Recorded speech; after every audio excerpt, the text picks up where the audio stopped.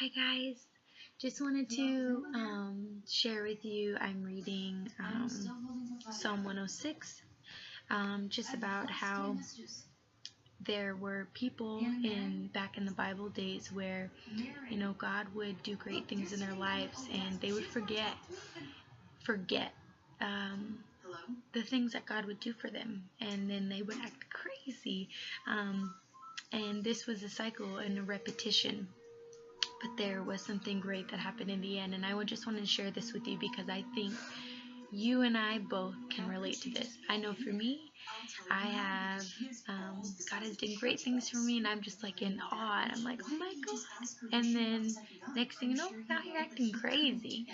And then I find myself in a place where I'm just like, oh my God, where are you? And it's just like this cycle of, what am I doing? And you may have the same story of, if I say I love God, love the God back who loves me so much, who loves you so much, why am I just being so forgetful of all the great things He's did in my life and letting them so easily roll off, and me to be caught up in sin again?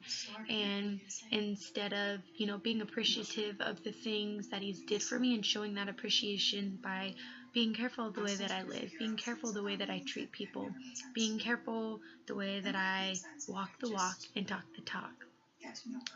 So I just wanted to read you these passages, go over this with you, and I hope you are encouraged, and I hope this enlightens your spirit. Okay, so let's see. In Psalm 106, in verse 7, this was just a brief section of where I'm just going to read it. When our fathers were in Egypt, they gave no thought to your miracles. They did not remember your many kindnesses, and they rebelled by the sea, the Red Sea. Yet you saved them. Yet He saved them for His name's sake, to make His mighty power known.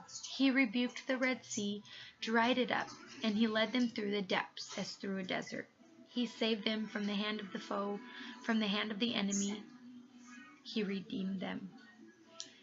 Then they believed His promises and sang His praises.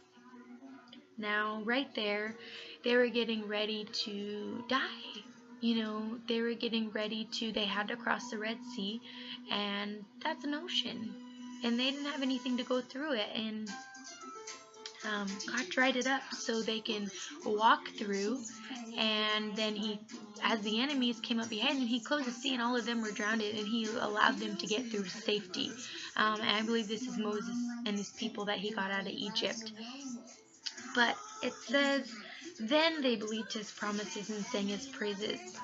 So it took God to do something where nobody else can do anything for them to believe His promises. But just watch this last verse.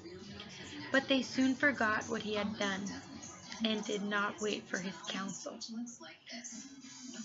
So right away, after God had just spared their lives, took care of their enemies for them, got them to safety, did what nobody else can do, they forgot. How many times have you forgot? I forgot a lot of times. And it makes me so emotional because it's like, God's so good. And I think for me, I have took Him for granted so many times. And I think it's important for us to realize that so we can nip that in the bud and stop taking such a good God for granted, but treat Him and honor Him and love Him the way that He deserves to be loved in response to everything that He has did for you and I. So it goes on to say, at Horeb they made a calf and worshipped an idol cast from metal. They exchanged their glory for an image of a bull which eats grass. They forgot the God who saved them, who had done great things in Egypt, miracles in the land of Ham, and awesome deeds by the Red Sea.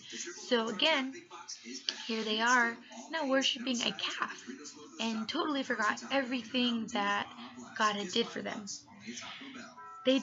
Then they despised the pleasant land. They did not believe His promise. They grumbled in their tents, and they did not obey the Lord.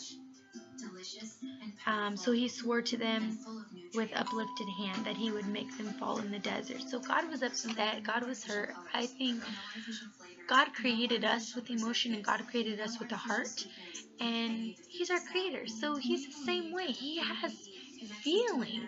And let me ask you, when you do something for somebody that you really put a lot of effort into, and they just, oh my God, thank you, and they celebrate, and then the next thing you know, let's say you gave them something, and they're just like, oh my God, thank you so much, I love this so much, and then you go to their house and it's not taken care of, and you see it and it's broken, and you're thinking like, oh my God, I put a lot of time, I put a lot of thought in that, possibly put a lot of money into it if you purchased it for somebody, and how they just treated it like that. And so think about that happening over and over and over again, and how hurt and how disappointed would you be? So they ended up grumbling. They didn't obey the Lord. They didn't believe his promises. Many times, it says in 106:43, many times he delivered them, but they were bent on rebellion, and they wasted away in their sin. Eventually, we get to a place where if we just want to keep doing things our way, eventually God's just going to be like, all right, your way, even though that hurts him, because he doesn't want us to live in craziness. He wants us to live the full capacity of our lives, with joyness and happiness and blessing and all of that. But sometimes when we just are so persistent on being crazy, eventually, he's not going to force himself.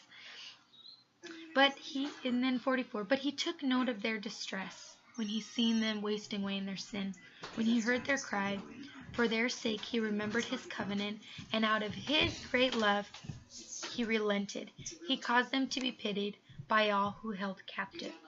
Then they cried out, save us, O Lord our God, and gather us from the nations, that we may give thanks to your holy name, and glorify you in praise. Praise be to the Lord, the God of Israel, from everlasting to everlasting. Let all the people say amen.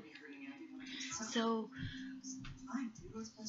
God still has his hand, and I think when we're so persistent on a certain way, he'll back up, as in, okay, you want to do things your way?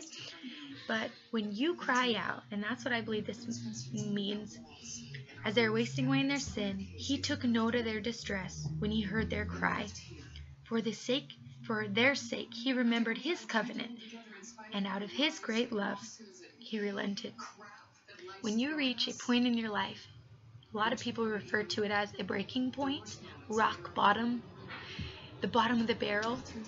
There is a sincerity that comes from a cry, and a sound that echoes from a cry that is like one you haven't had before, because it is like a sound of, I surrender.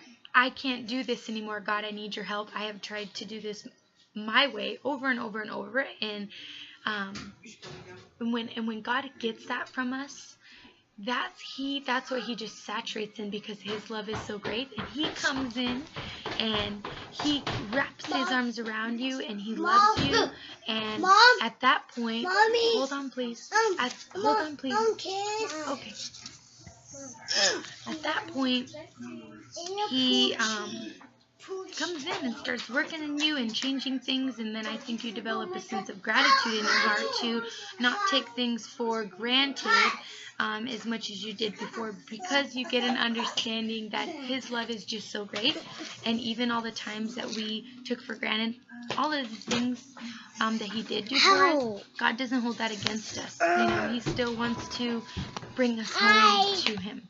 So that is my spiel tonight. My name is Julio. Yep, that's Julio. So I pray that you are encouraged tonight. I pray that you would just reach that place in your life where you get to the bottom of the barrel and hit rock bottom, to where you reach out and you allow God to come in, and that be your cry. And let him save you because of his great love. So my kids are here and they need my attention, so I must go. I love you guys. Please comment if you have any questions or feedback or anything like that. Be blessed. I'm Spidey. Yep, that's his wrestling name. Be encouraged, be positive, show a little love, and until next time, I'll see you then. Bye.